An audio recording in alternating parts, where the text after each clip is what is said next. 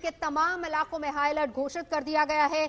एक एक इलाके की छानबीन भी लगातार हो रही है। बड़ी बात ये कि अकेला नहीं था, क्योंकि खबर जो मिल पा रही वो ये कि इसके एक साथी भी था जो कि फरार होने में कामयाब रहा और अभी फिलहाल उसकी तलाश की जा रही है। और अभी बरामद आईडी को डिफ्यूज भी किया जा रहा है। कई जगहों की रेकी इसने की थी, जिसमें खबर ये आ रही है कि दिल्ली के तमाम व्यस्तम बाजार थे। हालांकि कोरोना की वजह से काफी हद तक अभी भीड़ भाड़ कम रहती है, लेकिन बावजूद इसके कई अहम बाजारों की इसने रेकी की थी, वीवीआईपी इलाकों की रेकी की थी। टारगेट पर कौन था, अभी पूछताछ आगे होनी है। इस बीच जो 15 किलो आईडी बरामद हुआ है उसको निष्क्रिय करने की कोशिश है। शम्स ताहिर खान भी इस वक्त हमारे साथ जुड़ चुके हैं। शम्स, बड़ी बात, बड़ी खबर, लोन वुल्फ तरीके से आतंकी ये साजिश की फिराक में था और बलरामपुर से तार जो जुड़ते नजर आ रहे हैं। नवजोत, ये 15 अगस्त से पहले से ही ये लोग तैयारी कर रहे थे और कुछ रेकी और दिल्ली में मौके की तलाश में थे, लेकिन 15 अगस्त की वजह से दिल्ली में सिक्योरिटी थोड़ी ज्यादा सख्त रहती है, इस वजह से इन्हें मौका नहीं मिला। लेकिन जो स्पेशल सेल और अभी तक जो पूछताछ हुई है, इन्होंने दिल्ली की कई अहम बिल्डिंग और खासतौर पर आपके नई दिल्ली के इलाके, इंडिया गेट और उसके आसपास, क्योंकि इनका मकसद ये था कि कोई ऐसी बिल्डिंग, ऐसी जगह को निशाना बनाया जाए जिससे कि मीडिया में और इंटरनेशनल लेवल पे ये चीजें ज्यादा उछलें। तो इन्होंने कई ऐसी इंडिया गेट से लेके कुछ सरकारी बिल्डिंग्स को, इधर लाल किले की तरफ, पुरानी दिल्ली में, इन सब जगहों की रेकी की थी और ये मौके की तलाश में थे। लेकिन स्पेशल सेल के अगर हम माने तो 15 अगस्त की जो सख्ती थी, शायद उनकी वजह से उन्हें मौका नहीं मिला और जो बाकी इनको अपना विस्फोटक और सारी चीजें लानी थी, थोड़ा सा इसको इन्होंने डिले किया था। और ये मानकर चल रहे थे कि कोरोना और बाकी चीजों की वजह से और 15 अगस्त होने की वजह से थोड़ी सी ढिलाई होगी तो ये फिर अपने टारगेट को पूरा करेंगे। लेकिन स्पेशल सेल को ऑलरेडी इनपुट था। स्पेशल सेल ने कुछ लोगों के फोन सर्विलांस पे रखे हुए थे और खासतौर पर एक इनपुट ये था कि ISI से प्रभावित होकर कुछ लोग ऐसे हैं जो इस तरह की वारदात को अंजाम दे सकते हैं और ISI के ही नेटवर्किंग और बाकी उसके जरिए ये लोग प्रभावित थे और दिल्ली में एक ऐसी वारदात को अंजाम देना चाहते थे जिसका इंटरनेशनल लेवल पर इस तरह से इसकी पब्लिसिटी हो।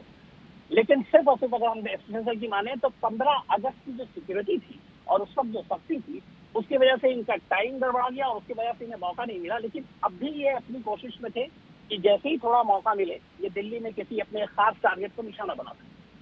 शम्स, एक बड़ी बात जो आप बता रहे हैं कि 15 अगस्त से पहले ही सक्रिय थे और फिर उसके बाद मौका देखा जा रहा था कि कब विस्फोटक दिल्ली में लाया जा सके, यानी आप ये कहना चाह रहे हैं 15 अगस्त से अब्दुल यूसुफ इस पूरे इलाके की रेकी कर रहा था और फिर उसके बाद विस्फोटक को कुछ दिन पहले या कुछ समय पहले ही लाया हो सकता है। अब्दुल यूसुफ और इसके कई साथी दिल्ली के लगातार चक्कर काट रहे थे। दिल्ली में उन ठिकानों पे जहां जहां ये रुके, जहां रहे, उनके बारे में भी स्पेशल सेल पर पूछताछ कर रही है। एक और भी है कि इनके कुछ साथी ऐसे हैं जो स्लीपर सेल के तौर पे काम कर रहे थे, जो बाकायदा यहाँ पर रहकर उनको जानकारी दे रहे थे कि कहाँ कैसे क्या कर सकते हैं। तो ये सारी चीजों की प्लानिंग अभी से नहीं, बहुत पहले से चल रही थी। लेकिन एक अच्छी चीज सिर्फ ये हुई कि इनका टारगेट ये था कि किसी बड़े मौके पे ऐसी वारदात को अंजाम दें। 15 अगस्त 26 जनवरी हमेशा निशाने पे होता है, ये हम सब जानते हैं, लेकिन 15 अगस्त को इस बार इन्हें उतना मौका नहीं मिला। उसके बाद भी लेकिन ये अपने जो मकसद था उससे पीछे नहीं हटे और इनकी कोशिश यही थी कि जैसे ही मौका मिले एक बड़ी आतंकवादी हरकत को अंजाम दे सकें। और इसके लिए बाकायदा अलग अलग जगह की जो रैकी कर रहे थे उसकी खास बात ये थी कि इस रैकी में कहाँ पे जी शम्स ताहिर खान हमारे साथ लगातार जुड़े हुए हैं, बता रहे बहुत अहम जानकारी। देखिए किस तरीके से 15 अगस्त से पहले से ये सक्रिय थे। अकेला नहीं है ये अब्दुल यूसुफ, इसके साथ एक बहुत बड़ा नेटवर्क है, बहुत ज्यादा साथी हैं, कुछ ऐसे हैं जो कि स्लीपर सेल एक्टिव भी है यहाँ पर और वो पूरी जानकारियां दे रहे थे। बड़ी बात यह है कि सवाल बहुत सारे हैं, कहां कहां रुके, किस किस ने जानकारियां दी, कौन कौन साथ जुड़ा हुआ था, कहां से आते थे, कहां जाते थे, किस किस इलाके की रेकी की, क्योंकि जैसे शम्स भी बता रहे हैं कि 15 अगस्त सख्ती इतनी ज्यादा होती है कि अपने मंसूबों को ये अंजाम नहीं दे पाए और फिर उसके बाद किस तरीके से यहां पर विस्फोट लाया गया। कुमार अभिषेक हमारे साथ इस वक्त जुड़े हुए हैं। कुमार, जैसे शम्स भी बता रहे हैं कि ये पहले से ही रेकी कर रहे थे, आ रहे थे, जा रहे थे, बलरामपुर खास तौर पर लिंक जुड़ता नजर आ रहा है। देखिए नवजोत, बलरामपुर उत्तर प्रदेश और नेपाल की सीमा पर है और आप जानती हैं कि चाहे वो पश्चिमी उत्तर प्रदेश से लेकर आप वेस्ट बंगाल तक चले जाइए, ये पूरी की पूरी पट्टी हॉटबेड मानी जाती है एक्सट्रीमिस्ट की। और खासकर अगर आप पिछले कई इतिहास को देखें तो ज्यादातर गिरफ्तारियां इन इलाकों से होती रही हैं। बलरामपुर में पहले भी आतंकियों की गिरफ्तारी हो चुकी है। अब ये देखा जा रहा है कि क्या किसी पूर्व आतंकी से इसका कोई कनेक्शन था या नहीं। निश्चित तौर पर जो स्टेट एडमिनिस्ट्रेशन है उसके पास फिलहाल आधिकारिक सूचना नहीं है। कुछ देर पहले जो हमारी बात हुई थी, लेकिन कहीं ना कहीं जो इनकी एजेंसियां हैं वो आपस में कोऑर्डिनेट कर रही होंगी। जो ब्रीफिंग है वो दोपहर के आसपास होती है, लेकिन अभी मेरा मानना यह है कि जो एटीएस है, उत्तर प्रदेश एटीएस, उसे जानकारी जरूर दी गई होगी।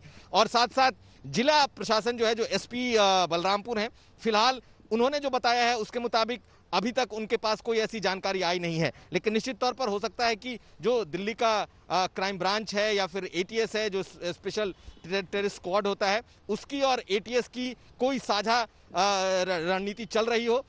निश्चित तौर पर ये रहने वाला यहीं का है अबू यूसुफ, ये बात एडमिनिस्ट्रेशन ने बताया है। बहुत बार ऐसा भी उसके बारे में ज्यादा डिटेल अभी कुछ देर बाद ही पता चल पाएगा। आईसिस से इसके सीधा ताल्लुक है। इतनी बड़ी मात्रा में विस्फोटक बरामद होना और जिस तरीके से स्पेशल सेल की टीमें लगातार ऑपरेशन चलाए हुए थी, सर्विलांस पर इसके फोन को रखा हुआ था, ट्रैक किया जा रहा था, और फिर उसके बाद जो खबरें आ रही जिसके बारे में आप कह रहे हैं कि अभी फिलहाल वहां के स्थानीय एसपी ज्यादा जानकारी नहीं दे पा रहे कि कोई टीम वहां पहुंच रही है या नहीं पहुंच रही, या फिर उत्तर प्रदेश प्रशासन को इसके बारे में अभी तक कुछ भी सूचित नहीं किया गया है। क्या एक सीक्रेट मिशन के तहत ये सब हो सकता है आगे की कार्रवाई? बिल्कुल, जिस तरीके से ये जो आतंकी हैं ये अंजाम देते रहे हैं अपने मंसूबों को पहले, उसी का एक फुटप्रिंट यहाँ भी दिखाई दे रहा है। आज से तकरीबन 2.5 साल पहले लखनऊ में बाकायदा 3 आतंकी एक घर से पकड़े गए थे और वो एक बहुत बड़ा मामला निकल करके आया था। स्लीपर सेल की बात स्टेट एडमिनिस्ट्रेशन मानता है कि कई ऐसे स्लीपर सेल इस वक्त हैं जो कि कहीं ना कहीं सक्रिय हैं, तो इनके लिंक्स कहां हो सकते हैं। लेकिन निश्चित तौर पर अगर बलरामपुर से का ये रहने वाला है और बलरामपुर से जा करके इसने दिल्ली में वारदात करने की बड़ी कोशिश की है, तो इसके लिंक्स यहां पर जरूर गहरे होंगे।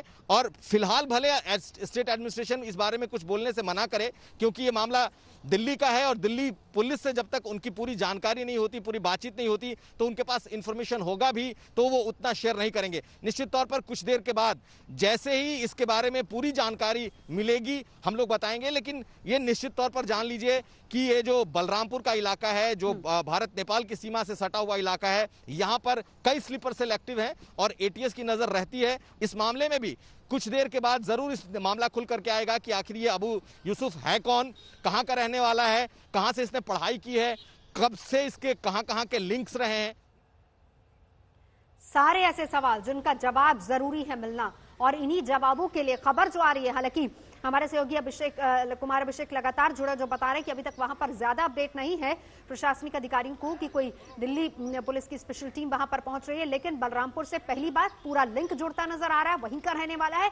और दूसरी बात, अभिषेक, अगर मेरी आवाज आप तक आ रही है, देखिए बड़ी बात अब यहाँ पर यह भी आती है, भले ही माने कि पूरी जो एक्सट्रीमिस्ट की हॉट बेल्ट मानी जाती है, लेकिन वहां पर आईसिस किस तरीके से अपना जाल बिछा रहा है एक तरीके से पूरे इलाके में।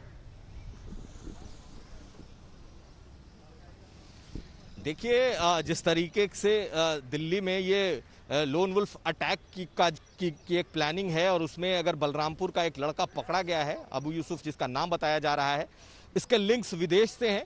और यहाँ के एटीएस की बात कर लें तो एटीएस इस बात की लगातार जानकारी पहले भी देती रही है कि ऐसे कई स्लीपर सेल यहाँ मौजूद हैं जो कभी भी कुछ भी करने को तैयार रहते हैं। ये लोग समय समय पर पकड़े भी गए हैं। जी अभिषेक।